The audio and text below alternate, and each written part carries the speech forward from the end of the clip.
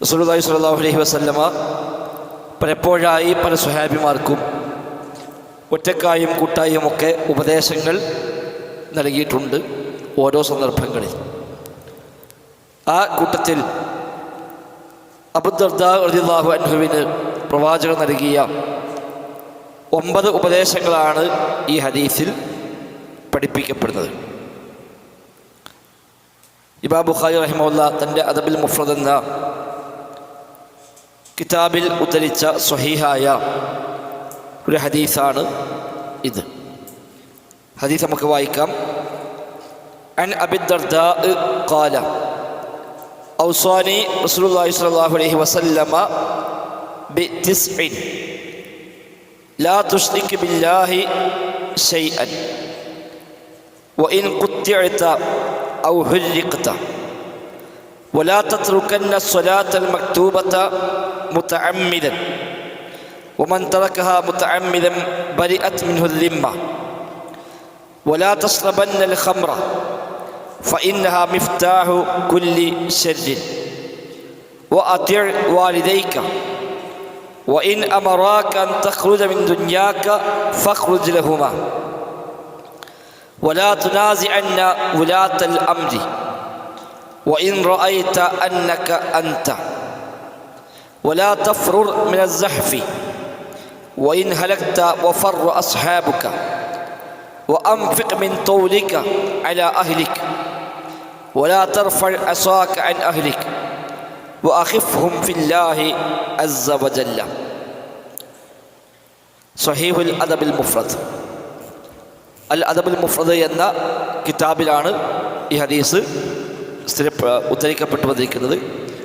അദബുൽ മുഫ്രദിനെ Sheikh Nasiruddin Albani റഹിമഹുല്ലാഹ് അതിലെ സ്വഹീഹുകളെയും ദഈഫുകളെയും വേർതിരിച്ചുകൊണ്ട് 2 ഗ്രന്ഥങ്ങളാക്കി വേർതിരിച്ചിട്ടുണ്ട്. അതാണ് സ്വഹീഹുൽ അദബുൽ മുഫ്രദും ദഈഫുൽ അദബുൽ മുഫ്രദും. അപ്പോൾ അദബുൽ മുഫ്രദിൽ വന്ന ദഈഫായ സംഭവങ്ങളെ മാത്രം അദ്ദേഹം വേർതിരിച്ചത് വേറെ കിതാബാക്കി, സ്വഹീഹുകളെ മാത്രം മറ്റൊരു കിതാബുമാക്കി. അങ്ങനെ വേർതിരിച്ചതിൽ സ്വഹീഹായി രേഖപ്പെടുത്തിയ ഹദീസുകളുടെ സമാഹാരമായ സ്വഹീഹുൽ അദബുൽ മുഫ്രദ്, ആ കിതാബിലാണ് ഈ ഹദീസ് ഉള്ളത്. അതുകൊണ്ടാണ് അങ്ങനെ നൽകിയിട്ടുള്ളത്. ഇമാം ബുഖാരി കൊടുത്ത പേര് അദബുൽ മുഫ്രദ് എന്നാണ്. അതിൽ സ്വഹീഹുമുണ്ട്, അല്ലാത്തതുമുണ്ട്. ഇമാം ബുഖാരി തൻ്റെ സ്വഹീഹ് ബുഖാരിയിൽ പാലിക്കുമെന്ന് പറഞ്ഞ എല്ലാ നിബന്ധനകളും അദബുൽ മുഫ്രദിൽ പാലിക്കുമെന്ന് അദ്ദേഹം പറഞ്ഞിട്ടില്ല. അതുകൊണ്ട് തന്നെ അദ്ദേഹം അതിൽ പല ഹദീസുകളും ശേഷമുള്ളവർക്ക് കൂടുതൽ പഠനവിധേയമാക്കാൻ വേണ്ടി തന്നെ, എന്നാൽ എത്ര ഒരു മൗദൂ ആയതോ അല്ലെങ്കിൽ അങ്ങേയറ്റം ദുർബലമായതോ അതൊന്നും ഉണ്ടാവുകയില്ല. എന്നാൽ സ്വഹീഹ് അല്ലാത്തതും ചിലതൊക്കെ അതിൽ വന്നിട്ടുണ്ടാവാം. അത് ഇമാം ബുഖാരി ബോധപൂർവ്വം കൊടുത്തതല്ല, മാനുഷികമായ സ്വാഭാവികമായി വരുന്ന ചില സംഗതികളാണ്. എന്നാൽ അത് സനദും കാര്യങ്ങളും കൊടുക്കുന്നതോടുകൂടി ശേഷമുള്ള ആൾക്ക് വീണ്ടും പഠനവിധേയമാക്കാനുള്ള അവസരം അദ്ദേഹം നൽകുകയും ചെയ്തു. സനദോടുകൂടി ഹദീസ് പറഞ്ഞു കഴിഞ്ഞാൽ പിന്നെ മുഹദ്ദിസിൻ്റെ ഉത്തരവാദിത്തം അതിൽ അവസാനിച്ചതാണ്. സനദടക്കം പറഞ്ഞു കഴിഞ്ഞാൽ ഖാദി റസൂൽ അദ്ദേഹം പറയില്ല, നബി എന്നോട് പറഞ്ഞു എന്ന് ഇന്നാൾ പറഞ്ഞു. ആ പരമ്പര അടക്കം പറഞ്ഞു കഴിഞ്ഞാൽ പിന്നെ അവർക്കതിൽ ഉത്തരവാദിത്തമില്ല. ഈ പരമ്പരയിൽപ്പെട്ട എല്ലാ റിപ്പോർട്ടർമാരെയും കുറിച്ച് പഠിക്കാൻ അവസരമുണ്ട്. അത് സ്വീകാര്യയോഗ്യമാണോ അല്ലേ എന്ന് വീണ്ടും പരിശോധിക്കാൻ സാഹചര്യമുണ്ട്. അതിനു വേണ്ടി കൂടിയാണ് സനദടക്കം അവർ പറഞ്ഞു വെക്കുന്നത്. അപ്പോൾ എന്നാലും പരമാവധി സൂക്ഷ്മത പാലിച്ചിട്ടുണ്ട്. പക്ഷേ സ്വഹീഹ് ബുഖാരിയിൽ അദ്ദേഹം വെച്ച അത്ര കർക്കശമായ നിബന്ധനകൾ ഇതിൽ വെച്ചിട്ടില്ല.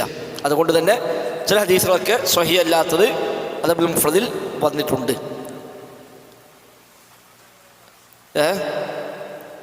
അദബുൽ മുഫ്രദ് എന്നാൽ പിന്നെ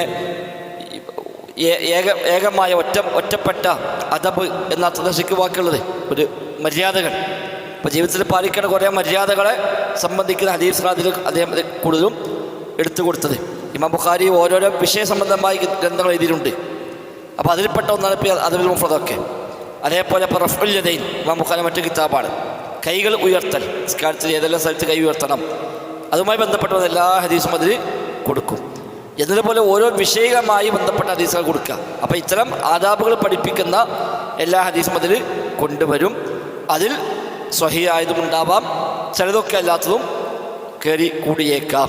അപ്പോൾ അത് ഇമാം ബുഖാരിക്ക് ശേഷം വന്ന പലരും അത് പഠനവിധേയമാക്കിയിട്ടുണ്ട്. പക്ഷേ ആ കിതാബിനെ മൊത്തം അങ്ങനെ പഠിച്ച് അത് 2 വേർതിരിച്ച് 2 സെപ്പറേറ്റ് വാള്യങ്ങളായി അതിനെ വേർതിരിച്ചത് ഈ അടുത്ത കാലത്താണ് എന്ന് മാത്രം.